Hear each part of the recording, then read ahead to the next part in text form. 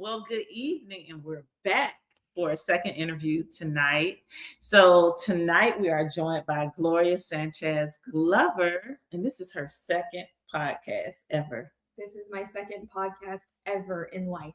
And you did two in one day. 2 in 1 day. You're gonna be I'm fine. gonna be fine. You're natural at this. Yes. All right. So, welcome to Pretty Petty Politics. Thank you for your having second me. podcast. So she is running for district court, 315th district court, juvenile court here in Harris County. All right. So, I have to break the ice. So everyone who comes on the show, I always ask them, tell me about your first time voting or a very memorable time voting. Sure. My first time voting was actually on UT's campus. Okay. So I guess I would have been a sophomore at that time, although I had some extra credits, so kind of a sophomore.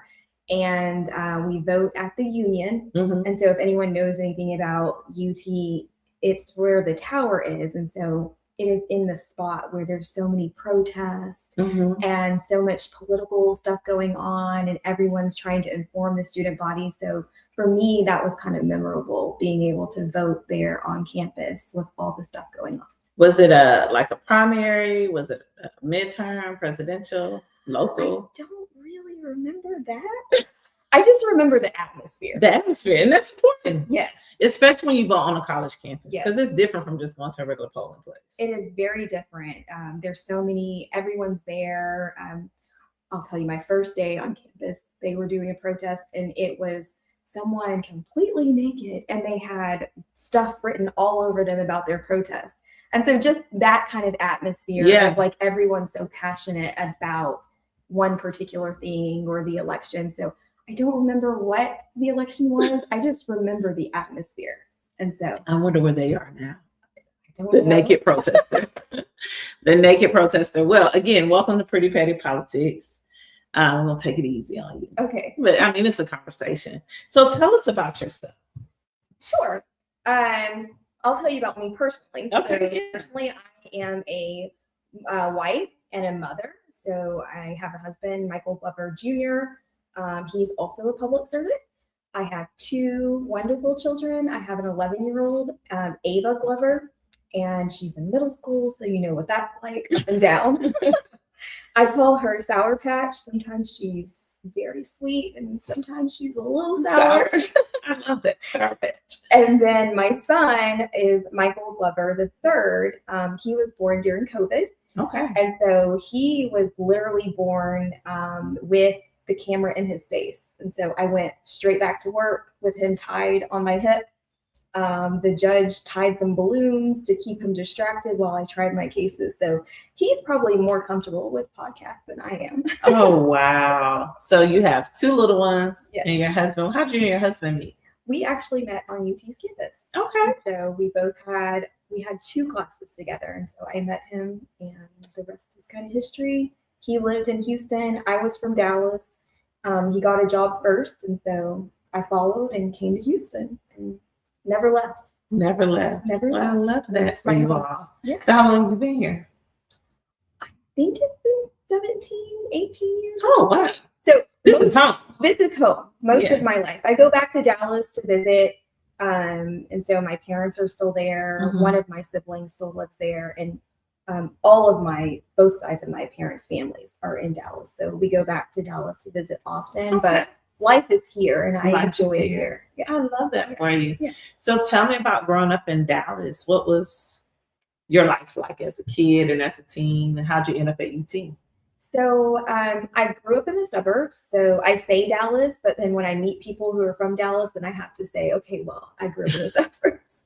So I actually grew up in Red Oak, which the closest big town would be Waxahachie. So a very more country, rural town. And so my high school, I think my graduating class was probably like 200 people.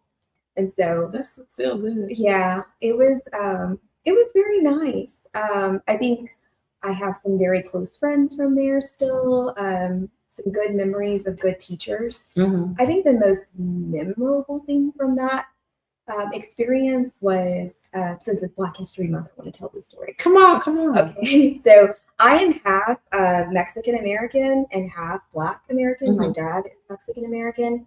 And so, believe it or not, in my elementary, they didn't have, or they weren't following a Black history curriculum.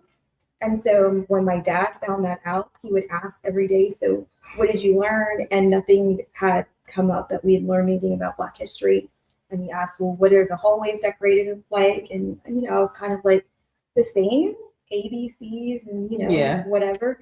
And so he ended up going to the school, talking to them, and then contacting Austin because he was very concerned that I wasn't learning about my Black culture. And so for me, that is probably the most memorable thing about my education is that my dad, even though he was not Black American, he felt that it's important that we honor everyone's cultures because we're all Americans. And so that's probably my most memorable moment of my education where I came from. Oh, I love that. Yeah. Shout out to Dad. I know, right? Mr. Sanchez. I love it. Yes. Yes, that is awesome. And what did you major in at UT? Sociology. So sociology and then a minor in, I guess, political science or history. That's what I was thinking. Yeah. Sociologists, y'all are so smart. Because they get everything. Y'all, it's like everything like in one. Yes. I enjoyed it. The study of people and how people work together. And so it was, I loved it. Yeah. Okay. Okay. So you are running for a seat on the bench for 315th District Court. Yes. Before we get to that. Okay. How did you become a judge in the first place? Because she's the Honorable Gloria Sanchez Glover. Yes. How did you become a judge? Sure. I was an associate judge in the 312th, which is a family court. To be quite honest, I don't know how I became a judge. So presiding judges actually get to choose and appoint their own associate judges. I did not have a relationship with Judge Waldrop. But I did end up getting an interview with Judge Waldrop, and I believe it was because of my reputation in the community, the service that I had been doing, and just my colleagues that had always worked with me. And so I got a call, did the interview, and I became an associate judge. The other thing that you have to realize about family courts is that it's not just divorces. And so there are other things that a family court does, such as child welfare cases, which is CPS, special immigration status cases, and then also child support cases. And so I had actually worked in that arena. And so it's kind of more of an expert in a niche area. And so I think it's always good to have a yin and a yang, someone who does, divorces and things of that nature, and then someone also who knows some of the other sectors. And of course, once I took the bench, I had to learn, and before I took the bench, learn some of the things that I had not touched yet. I love that. Yeah. So somebody spoke your name. Somebody spoke my name. And your reputation preceded you, clearly. I think so. And that's how it's supposed to be, right? Yeah, absolutely. And we are, as lawyers, we are our reputation. Yeah. So we have to protect that. And I think number one, as Christians, we are our reputation and we have to protect that. I love that. Look at you. Yeah. So now you're running. Yes. And tell us about this race. Tell us why you're running for it now. So you went from an appointment. Now you're running to be elected. Tell us why now. Yeah. So child welfare, or CPS, has always been my passion. I started in the drug court. And that was the Star Court way back when it was under Judge Helms. And so that was my introduction to the community. I actually didn't know that CPS, or child welfare law, existed. And when I got there, I saw so many families and children that looked like me, and I could not back away. And so I think that started my journey of public service. And so fast forward to now, the reason I'm running for this court in particular is because I think our families and children deserve better. I think that in the 315th, there are far too many cases that are being assigned, transferred out, and not heard by the elected official. And I think that from the public, we sell ourselves as to what our values are, right? So that people go out and vote for us, so that they understand what they're going to get in the court. And if those cases aren't being heard by the person who's selling themselves, then there needs to be a change, right? We need to have a judge on the bench who's willing to hear the cases, willing to make those hard decisions. When we make those hard decisions, we can implement services to make sure that our families stay together. And so that's why I'm running. That's why you're running. I have a passion for child welfare, and I want to see our families stay together. But we've got to have a court that's willing to actually hear the cases. Okay. I love this for you. Yes. Yes. How did your husband feel when you told him, like, okay, babe, sit down, I got to tell you? So my husband has always been supportive. And I really am so happy to have him and to have found him. And I would say that it was God. But every moment that I say, oh, I'm going to do this, or I think I'm going to change to this, or I'm going to go after this, he's always been a cheerleader in the background. And so he's never said no. He just said, okay, so how are you going to do it? And so that's what he's doing now. He's home with the kids, making dinner, getting them to practices, and making sure that I can go after my dreams. And so, I love that. Yeah. So it's a partnership, and I'm thankful for it. Yeah. Wow. So if you're just joining us, I am here with, do I say judge? I don't know. People call me everything. Okay. With the Honorable Gloria Sanchez Glover, who is running for the 315th District Court, which is family court. It's a juvenile court. I'm sorry, juvenile court. Yeah. I said family because we just talked about family, but juvenile court. So tell us some of the things that will come across your docket once elected to this court. Sure. So the juvenile court is typically made of two different dockets. The biggest dockets are going to be two different dockets. The child welfare, which is the CPS cases where children have been abused or neglected. And then the other half would be delinquency. And then in between there, you do have a small portion of the SIJS, which is special immigration juvenile status. And those are cases that I've dealt with in the family court. And so that's, I see. I'm trying to catch that. I'm trying to catch that acronym. Okay. We call them SIJSs, but it's special immigration juvenile status. It gives the civil courts or family courts or juvenile courts an opportunity to make a finding about a juvenile and their status in the U.S. And so it doesn't mean that it trumps the immigration courts, but it gives an additional finding for whenever they get to the immigration courts for them to kind of take a halt. A lot of times you see those, you do see them in private cases, but you also see them a lot in our child welfare cases, because those children may not have legal status here in the U.S., but they're under the conservatorship of the department. And so we're seeking to try to get them status to make a finding that returning them to their parent is not safe and returning them to their home country is not safe. And they need to remain where they are so that they can continue to thrive. And so you have that as well. So that's a smaller portion. Those are the two different dockets. All right. Oh, goodness.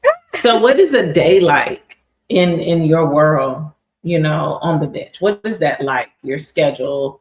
How do you balance serving Harris County with also being Mrs. Glover and Mama Bear? Yeah. I think it takes a lot of planning. And so we obviously plan for the children's childcare, after school activities. It also takes a lot of family. I'm very thankful for the family that I have here in Houston to be able to arrange with them, hey, can you drive my child here, or can you pick them up? Scheduling the dinners, I will not lie. We did some HelloFresh. That's very helpful in having those. Oh, and HEB has some great ones too. They do. They have some great pastas, some easy, healthy vegetable things. So I think that takes a lot of planning. But as an associate judge, a lot of times your supposed to be on the bench to do those pro se. And so a lot of those pro se dockets happen early in the morning before the general docket call. And so that was my morning of getting the kids to school, driving to downtown. Houston traffic, Lord have mercy. Yes. And you have to hit it right at the good time. Otherwise you're 5-10 minutes off. It might change your whole traffic situation. Yeah. So yeah, getting there early, getting online. I actually enjoyed that docket the best. And I think it goes back to being like a public servant and being able to work. Not that I don't like working with lawyers, I do, but being able to work with the public and being able to kind of push those pro se cases along and give some court education without advising. I enjoyed those dockets. And so they were early mornings, and oftentimes they're on Zoom to give better access. And then after that, as an associate judge, you go from that morning docket to the general docket, which is, anywhere from 50, 80 cases on that docket, and usually split. Somehow the presiding judge decides how you split that docket or which cases you're going to take. So you usually do that docket. And then in the family court, when COVID happened, to make the cases easier to be able to finalize cases, there's actually a kind of a paper docket or a virtual docket. So meaning if you don't have a whole lot of conflict and things have been signed, you can actually file for divorce, file your final decree in all of the documents, and the court just reviews it and signs off. So then usually when you finish the actual docket, there's 50, 60 cases waiting in your inbox to actually go through. Yes. So, long day. Usually, I would say I would probably get there around 7:30 and leave around 7. So 12-hour day. A lot of times. And that's also because of the learning process of just making sure that I'm prepared for the next day. I kind of understand what's going to be presented to me the next day. And if there's anything I wanted to look at statutes or things of that nature, because again, there were still things that I had not handled, such as property division, that I wanted to make sure that I was prepared for. So you have locked in and learned a lot to be equipped for the job. I have, yes. And I'm ready to do it again. Okay. Yeah. So, I mean, there are multiple courts, juvenile courts. Yes. Why 315? Yeah. So my run is not for me to gain a robe. If I wanted to gain a robe, I could have stayed where it was. So it has nothing to do with gaining a robe. My run for particularly the 315 is to give Harris County something better. I see that there is a need. I see that too many of the child CPS cases, child welfare cases, are being shifted out of the court. And I just don't think it's fair to our family and children. They need consistency, a judicial philosophy to be able to know when I get to this court, it's the judge who's asked to be here, asked to be hired by votes. I understand who this judge is, and there's an expectation. When we are shifting children to multiple judges just to make it through the statutory hearings, at the end, when it comes to trial, if there have been 3, 4, 5 judges touch this case, we all have different philosophies. And so there's not one way to follow the law. And we know that, and that's why we elect judges. And you want to know, what's your background? What are you going to stand for? Right. And so if that happens, then we just don't have that consistency for the families. And what we're lacking at that point is the ability to make the juvenile system less of a revolving door. And we're not able to capture that stop point and say, here's the services that can actually intervene and we can stop this cycle. And so I think by stopping that cycle, we stop children from entering the delinquency system, from entering the adult system. And we actually address the trauma, the underlying trauma in the family. So not just with the children, but with the parents. And so, because a lot of these parents, I'll be honest, are young. They're still having children. And so the idea is to learn better. teach better. We all have something. We're always learning. Always. If you're at a point where you're not learning no more, you got to be dead. That's right. You're just a zombie. Yes. You should always be learning. We're always learning, and we should be. And that's what I think our court should be. They should be a support system to our community. And I just feel like the 315 at this point is not a support system if it's not hearing its cases. Yeah. I love that. Okay. So early voting is a week away. That's right. A week away. It came really fast. Yeah. Man. I've been doing these interviews since the first of the year. What I call for this season. Yeah. So last season was all CD18. Right? Yeah. Well, CD18 is still going on, but it's part 3 of CD18. It's very confusing. Yeah. So we had I'll do it like this. We had the district competition, the regional, and now we're going to the state competition, so to speak. And I'm thinking like running track. You win your district, then you go to regionals, and now you get the state competition. Yeah. They're at that level now. Yes. But you are too. Yes. So here's the primary. Yes. Coming up. Early voting starts next Tuesday, the 17th to the 27th. Yes. So then election day is the 3rd. So you're 3 weeks away? Yes, 3 weeks away. Okay. But what I'm hoping with CD18 is that we've gotten people in the routine of going to vote. That's what I'm hoping. Or it sounds good. It sounds good. That's what I'm hoping. Or if there's just people just excited to vote. Just be excited about voting. And that's the hard thing about all of the judicial races is that there's so many on the ballot. Girl. Yes. And so we were at the same forum. Yes, there's so many on the ballot. But I think this is about our voting rights. There are many states in the US that do not get to vote for their judges. Mm-hmm. We are a state that gets to vote for our judges, and we need to take advantage of that. Yes, absolutely. And so take advantage of educating yourself on the benches. Take advantage of trying to watch some of the political podcasts so that you can understand the candidates. Because we could be a state who doesn't have that choice. Yeah. And that's a part of our rights to be able to choose a judge on the bench that you connect with their philosophy, you connect with their personality, and that you can trust. Because one day you might have to trust them with your family, your children, and your life. Yeah. And all of those things are important, and they affect you directly. So, it's important. And if you haven't gotten in the routine, then I would say my birthday is February 25th. So go vote for my birthday, please. Go vote on your birthday. What is that, a Wednesday? I haven't even looked to see what day of the week it is. I can't remember. Okay, so the 25th is your birthday. So vote on your birthday. It must be a Wednesday because the last day to vote is the 27th. Yes. And that's a Friday. Yes. Okay. So you have 3 more weeks of campaigning. Yes. What is your campaign schedule? Very crazy.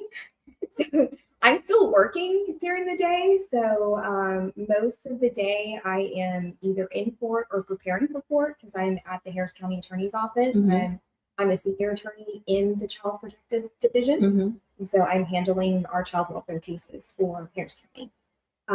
And so then immediately after that, it's meetings. I think, civic meetings, trying to go out and meet as much of the public as possible. Yes. Make them aware of my judicial race, and why I'm here and why it's important to keep flipping and find my race and vote Gloria Glover. And then I usually don't get home until about 9:30, 10 o'clock. Oh, wow. Every single night. But it's worth it.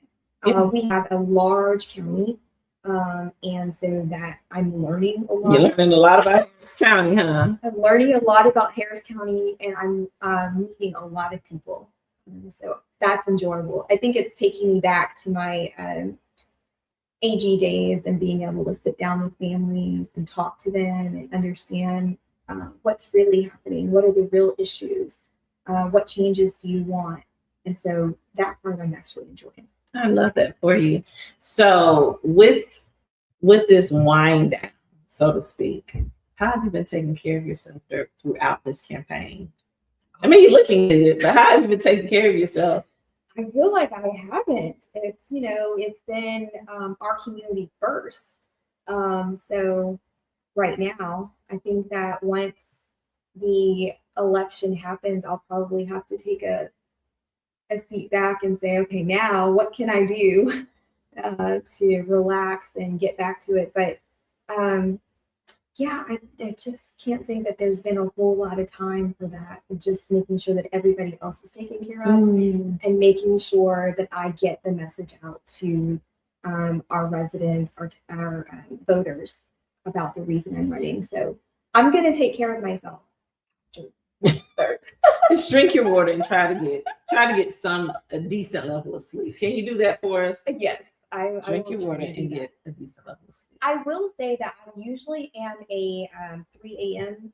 wake up person. On this schedule, I have not. I have not done that at all. So once I get in the bed around 10:30, I am out until the next morning. Good. I don't have that. Yeah, get your rest, Mom. Yes. Get your rest. Because this is a lot. Yes, it is a lot. And the traffic. Oh, the traffic. The freeways. I mean, it says it's 2.5 miles away, but that's 30 minutes. Especially with all of the construction getting ready for FIFA, the traffic is heavy. The traffic is heavy. Yes, yeah. So, do you have a playlist that you enjoy? Okay, so I had to admit that before Bad Bunny played at halftime, I was already working out to Bad Bunny. So my daughter actually picked up my earpods and was like, "What are you listening to?" So I was already a Bad Bunny fan. You don't have to understand what he's saying, just the rhythm. It helps me keep going. So my morning runs, I just love it. I don't have to focus on anything except for what's going on in my ears, and I'm just ready to go. So your baby was like, I do not know what's going on with this. I bet she won't pick up your headphones no more. I bet she won't. But she didn't know who it was. And she was like, "You listen to Bad Bunny?" I was like, "I do." It's great. But outside of that, I'm more of a Lauryn Hill, Mariah Carey. I love both of them. Yes. Oh, when my sister hears that, she's gonna be like, yeah. Yeah, that's kind of Maxwell. That's kind of more my jam. Okay. Except for if I'm running. Okay. And I love that you're a runner. So that means you're putting your heart first. Yes. Yeah. I enjoy running. So running was always, even in law school, when you have the stressors, it was always the way that I wind down and talk to myself. So in my head, when I'm running, I'm listening to the music and I'm thinking about my life. So it was, and it, torts. Oh, it was when I was thinking, what is all of this? All these elements. How is all of this coming together? I would find myself running and thinking about it. Torts. I can see that. Where did you go to law school? Did you do South Texas? Yeah. Okay. Yeah. All right. Yeah. So, yes, I enjoy running. Do you do any exercising? I go to the gym. Yes. I go to the gym. I will walk. Okay. But girl, I'm not running. I'm not.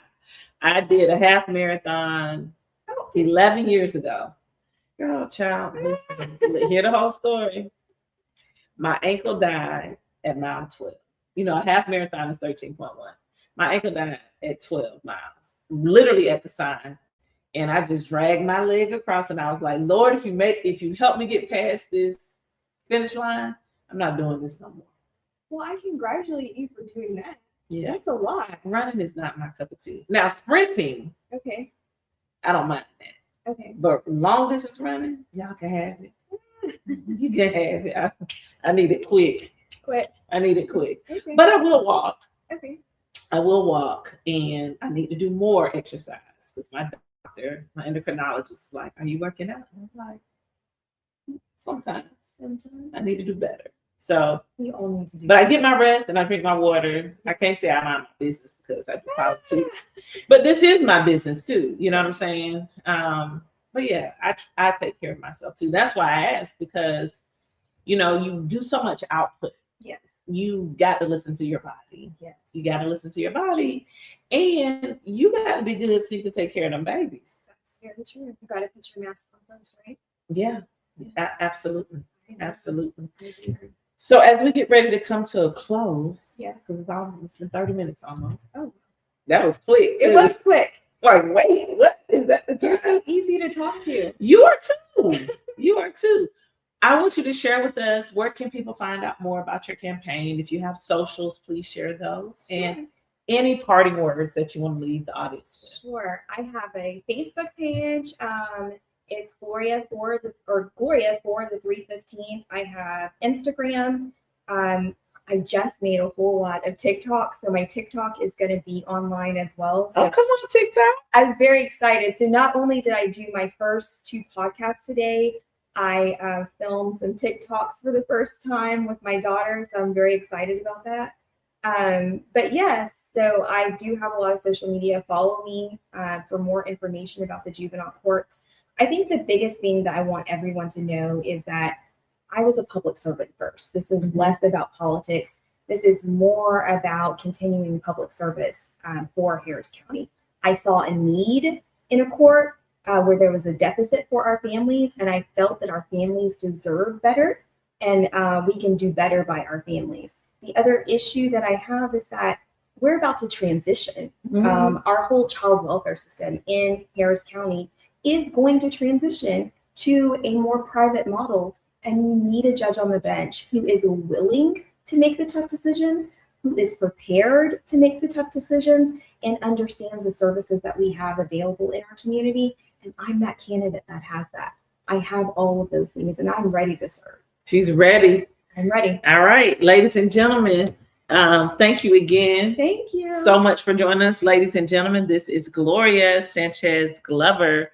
Remember, early voting starts next Tuesday. Good night.